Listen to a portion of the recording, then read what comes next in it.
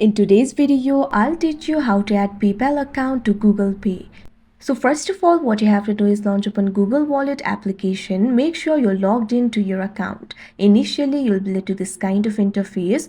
Before proceeding to other steps, keep in mind that adding the PayPal account to Google Pay is only available in the US and Germany. So for doing that, what you have to do is tap on the plus icon that you can see at the bottom right corner of your screen. Now you'll be led to this kind of interface. You'll be able to add various payment methods to your wallet.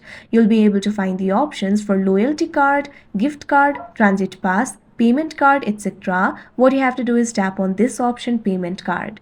Now once you tap on the option payment card, you'll be able to find various options in another interface. Right now it is not supported in my region, but in that interface you'll be able to find the option for PayPal. What you have to do is simply select the option for PayPal. Now follow the on-screen steps to log into your PayPal account. After that you'll be able to link it to Google Pay. Simply follow all the on-screen steps and prompts. After that your Google Pay will be linked to the PayPal account. Once connected, you can use your PayPal account to make secure purchases on Google platforms. So that is how you add PayPal account to Google Pay. I hope you found this video helpful. Thank you for watching.